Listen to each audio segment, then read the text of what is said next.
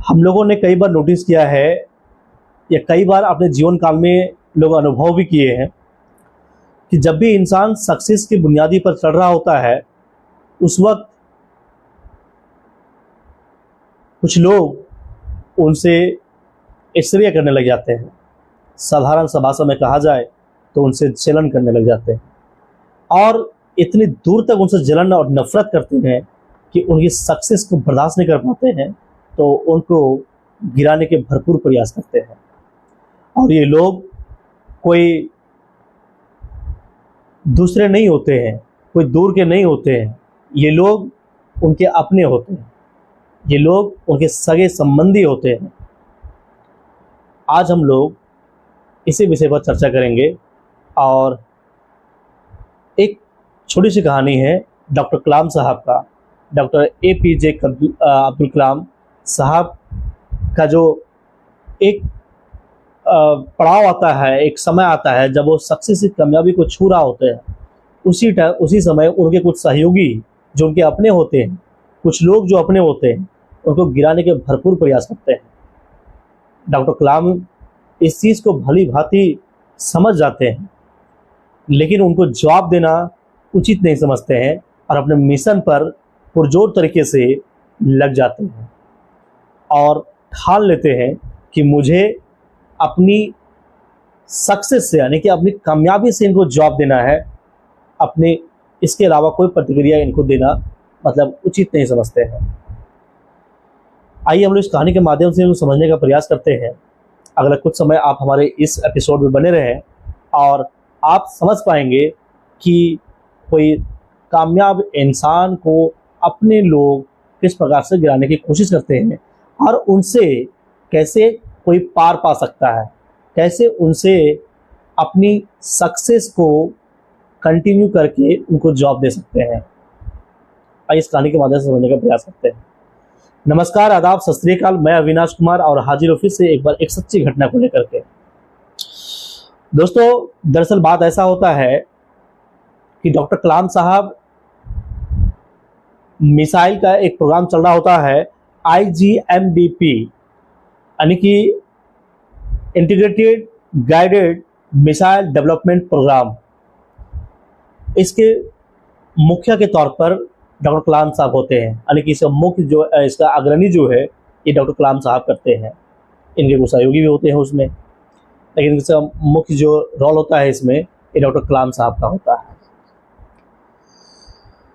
होता यूँ है दोस्तों कि डॉक्टर कलाम साहब के नेतृत्व में भारत में कई सारे मिसाइलों का परीक्षण किया गया, जैसे अग्नि, पृथ्वी, आकाश, त्रिशूल और नाग मिसाइलों का सफल परीक्षण किया गया। उनकी यह जो उपलब्धि थी, उनके नेतृत्व में इन सभी मिसाइलों का परीक्षण किया गया, जिससे भारत जो है पूरी दुनिया में एक मजबूत स्थिति मतलब जो है अपने आप को पेश कर पाया, मजबूत स्थिति में खड़ा कर पाया। एक बहुत बड़ी उपलब्धि था भारत देश के लिए और इस भारत देश को पूरे विश्व के मंच पर एक मजबूत स्थिति प्रदान करने के लिए डॉक्टर कलाम साहब को चारों ओर से बधाइयाँ, चारों ओर से शाबाशी मिल रहे थे। उसी दरमियान उनके कुछ जो सहयोगी थे, उनकी इस लोकप्रियता को बर्दाश्त नहीं कर पा रहे थे। कुछ लोग उनके अपने थे जो उनकी इस लोकप्रियता को बर्दाश्त नहीं कर पा रहे थे। उनके कुछ उच्च अधिकारी जो हैं उनसे मतलब किसी भी हद तक मतलब जो उनके अपने बर्दाश्त नहीं किए जाने की वजह से उनके जो है कुछ मिसाइल्स में टेक्निकल फॉल्ट बता करके उनको बदनाम करने का प्रयास किया गया।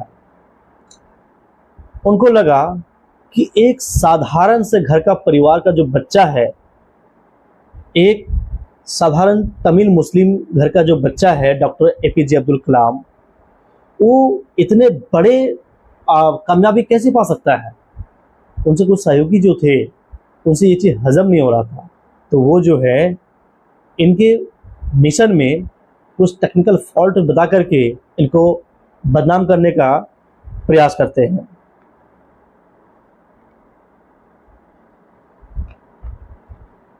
और टेक्निकल फॉल्ट बता करके जो रिपोर्ट है ये मंत्रालय तक भी पहुंचाई जाती है कि किसी भी प्रकार से डॉक्टर कलाम को बदनाम किया जाए और उनकी जो अचीवमेंट था, उनको जो लोग शाबाशी दे रहे थे, उनके नज़रों में इनको बदनाम किया जाए, उनके नज़रों में इनको गिरा दिया जाए। ऐसा कुछ दूषित मानसिकता वाले उनके लोग थे जिनका सोच ऐसा था। परंतु कलाम ने कभी भी उनसे बदला लेने के लिए ठाना नहीं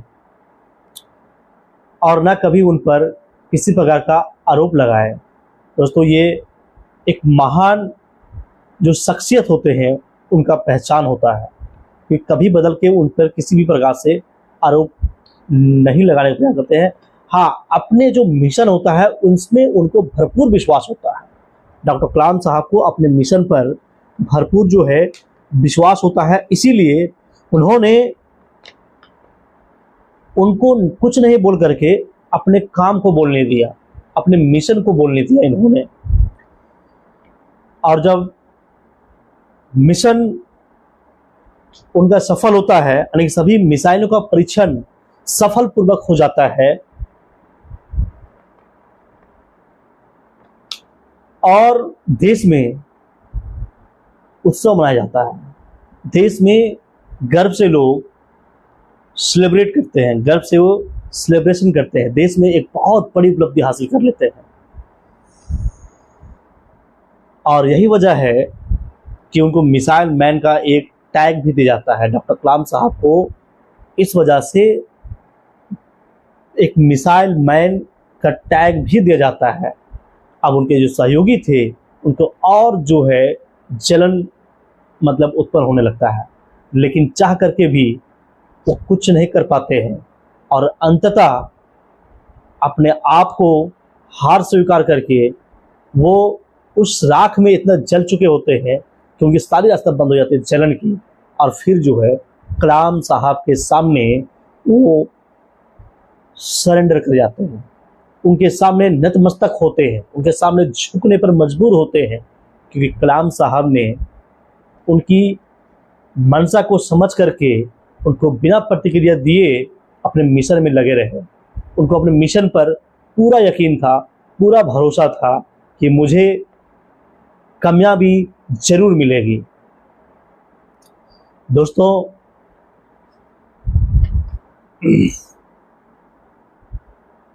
इस छोटी सी कहानी से जो एक्चुअल में एक सच्ची घटना पर आधारित था, इस घटनाक्रम से हम सबको दो चीज़ें सीखने को मिलता है।